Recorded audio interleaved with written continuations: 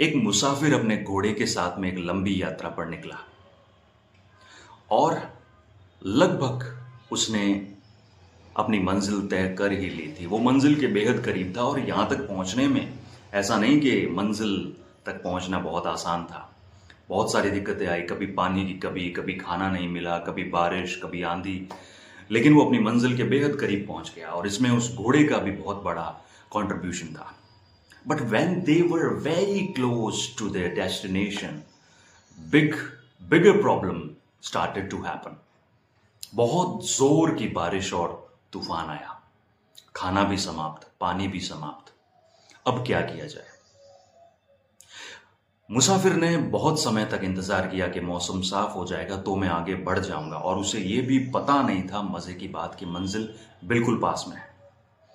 उसने कुछ दिनों तक इंतजार किया, मौसम सही नहीं हुआ, तो अब उसके मन में ये आने लग गया कि अब वापस चलते हैं क्योंकि अब कभी पहुंच नहीं पाएंगे।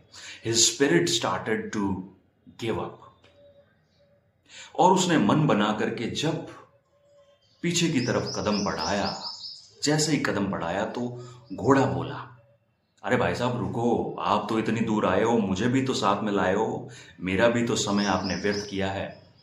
इतनी दूर आए, इतना समय, इतने दिन हमने दिए, क्या वो सब वेस्ट था? क्या उन सब का कोई अर्थ नहीं है? घुड़सवार सोचने लगा।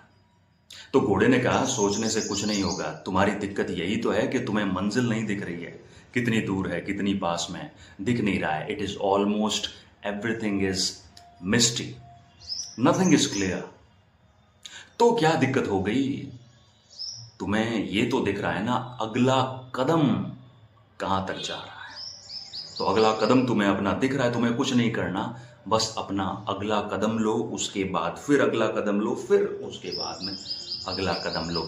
One step at a time, and there is massive massive chance that you will get your destination.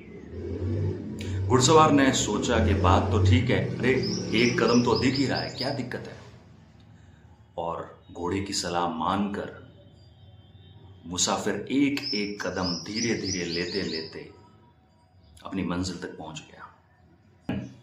समस्याएं आनी शुरू होती है और हम बीच राह में वापस मुड़ जाते हैं, जबकि मंजिल बिल्कुल अब कुछ कदमों की दूरी पर थी। तो ऐसी परिस्थिति में क्या करें? जैसे उस घोड़े ने कहा था, one step at a time, one step at a time, one step at a time.